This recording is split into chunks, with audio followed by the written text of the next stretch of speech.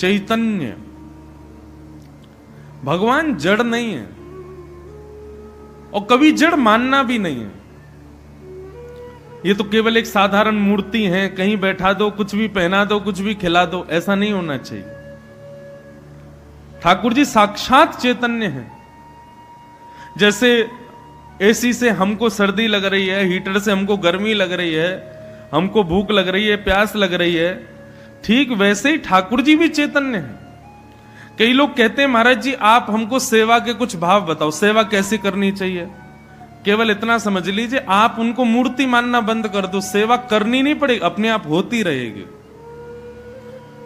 जो लोग केवल साधारण प्रतिमा समझ लेते हैं, मूर्ति मान लेते हैं, अष्ट धातु की, चांदी की, सोने की, जिस भी भाव में, वो सेवा नहीं करते। फिर सेवा तो तभी होती जब आप उनको साक्षात ठाकुर जी समझो। हमारे वृंदावन की सत्य घटना, एक महाराज जी ठाकुर जी की सेवा करते थे, वो बड़े भाव से करते थे। इसी भाव से करते थे कि साक्षात चैतन्य हैं। अपने लिए भले ही व्यवस्थाओं में कटौती हो जाती थी, लेकिन ठाकुर जी के लिए पूरी व्यवस्था। ठाकुर जी को यदि सर्दियों में कुछ हीटर आदि लगाना है तो लगाते थे, गर्मियों में एसी की जरूरत तो करते थे। ऐसी भावना नहीं थी कि भगवान कहीं भी बैठा तो रह लेंगे, नहीं, बिल्कुल चैतन्य। आप कभी नाथ द्वार जाएं या हमारे वृंदावन में भी ऋतुओं के हिसाब से श्रृंगार, ऋतुओं के हिसाब से इत्र, ऋतुओं के हिसाब से ही वस्त्र। अभी जैसे जन्माष्टमी के बाद से ठाकुर जी के जो वस्त्रों का श्रृंगार है ना, वो धीरे धीरे अब बड़े होने लगेंगे। अभी गर्मी जब थी, जून जुलाई मई का महीना, तो ठाकुर जी कम कम वस्त्र पहन रहे थे, लेकिन अब धीरे धीरे बढ़ने लगेंगे। अब ठाकुर जी पूरी पूरी बांके पहनेंगे, मोजे पहनने लग जाएंगे। जैसी सर्दी आएगी हाथों में भी मोजे पहनेंगे, पांव में भी मुजरी पहनेंगे। इस प्रकार ठाकुर जी की सेवा की जाती। क्यों? ये नहीं मानते कि ये एक जड़ है, ऐसा मानते चैतन्य है।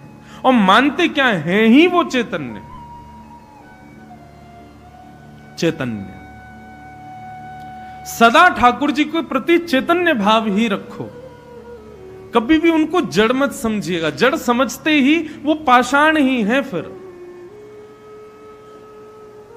तो वृंदावन में वो महाराज जी उनको चैतन्य मान करके सेवा करते थे।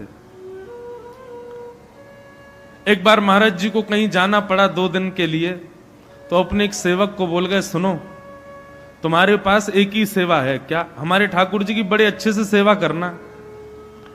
तो उनका जो शिष्य था वो खुश हो गया, बोले गुरुजी हमको सेवा देके जा रहे हैं, अच्छे से करेंगे। अब गुरुजी तो चले गए। अब पीछे से उस चेला ने क्या किया, ठाकुर जी को देख करके उसको लगा इनमें बड़े मैल लग गए हैं, ठाकुर जी बहुत दिनों से बढ़िया से नहाए नहीं है, इनको आओ चलो आज बढ़िया से नवाएं। सारे वस्त्र आदि उतार के और जल से नवाता, पंचामृत से नवाता, समझ में आता। उसने क्या किया, पानी में सरफ घोल लिया और सरफ घोल करके सरफ के पानी से ठाकुर जी को नवावे। अच्छा, इतने में भी उसके संतुष्टि नहीं हुई, तो उसने वो बर्तन मांजने वाली जो वो होती है कठोर सी, क्या बोलते हैं उसको, जो भी होती है वो, उससे लेकर के उसने रगड़े और मारे ठाकुर जी के हाथों पे, गाल पे, ले नाक पे, माथे पे। ठाकुर जी चमकने लगे। एक बात और बताएं, कई घरों में अष्ट धातु के ठाकुर जी को वो एक केमिकल आता है, कभी कभी वो लगा देते हैं, उससे ठाकुर जी चमकने लग जाते हैं। आज तक किया था तो कोई बात नहीं, अब मत करना भैया। पंचामृत से नवाओ ठाकुर जी को, घी से नवाओ, दही से नवाओ, ठाकुर खूब चमकेंगे। और एक बात बताएं आपको, वस्तुओं से नवाने से ठाकुर जी नहीं चमकते, आप अपने प्रेम से ठाकुर जी को चमकाओ, चमकेंगे। हमारे राधारमन लाल जी को देखो, दूर से ही गाल चमकते हैं उनके, क्यों? सेवा होती है ठाकुर जी की, सेवा से ठाकुर जी दिखते हैं। अब आप अपने बालक को गोरा दिखाने के लिए उसको रिन तो लगाते नहीं, उसके सर्फ बर्फ तो लगाते नहीं, बढ़िया खिलाते हो ना, घी खिलाओ, दही खवाओ, दूध पिलाओ, अपने आप तंदुरुस्त होगा, बढ़िया गोरा चिट्टा हो जाएगा। जो माताएं अपने कारे बालक को नवाती हैं वो हल्दी लगा के बेचारे के पूरे तन को रगड़ देती हैं। कितना रोता है बालक, गोरा तो होता नहीं, लाल पड़ जाता है वो पूरा ऊपर से नीचे तक। ठाकुर जी की सेवा भाव से करो, अपने आप ठाकुर जी चमकेंगे। उनको वस्तुओं की आवश्यकता थोड़ी है। अब महाराज उस सेवक ने वो सरफ घोल करके ठाकुर जी नवा दिए, ऊपर से घिस और दिए। उसको लगा गुरुजी खुश हो जाएंगे, ठाकुर जी चमक गए। बढ़िया श्रृंगार आदि करके उसने आरती पूजा करी, भोग लगाया ठाकुर जी का। गुरुजी को अगले दिन आना था। रात्रि में गुरुजी जिस शहर में गए हुए थे वहां जैसे ही सोए तो स्वप्न में ठाकुर जी रोते हुए आए, और जहां जहां उसने घिसा था वहां वहां ठाकुर जी के घाव दिखाई दिए गुरुजी को स्वप्न में। गुरुजी बोले, जय जय, नहीं आपके माथे पे छिल कैसे गया, आपके हाथों से रक्त क्यों आ रहा है, ठाकुर जी आपके अंग प्रत्यंग ऐसे ऐसे क्यों हो गए। ठाकुर जी कुछ नहीं बोले, केवल अश्रुधार बहाते रहे नेत्रों से। महाराज जी समझ गए जरूर कुछ अनुचित हुआ है वृंदावन में। आधी रात में ही दौड़े वृंदावन, सुबह मंगला तक तो पहुंच गए। जैसे ही मंगला में पहुंचे तो चेला आरती कर रहा था ठाकुर जी की। ठाकुर जी चमक रहे थे। गुरु जी ने आके कहा, बोले ठाकुर जी इतने चमक क्यों रहे हैं। बोले गुरु जी अच्छे लग रहे हैं ना, मैंने बहुत जोर से नवाए ठाकुर जी, कल मैंने बढ़िया से, बहुत सारा मैल था सब छुड़ा दिया ठाकुर जी का, देखो कैसे बढ़िया लग रहे हैं। गुरु जी ने कहा, सही से बताओ तुमने कैसे नवाए ठाकुर जी। बोले हमने ठाकुर जी को सरफ घोल करके पानी से और उससे घिस घिस के नवाए।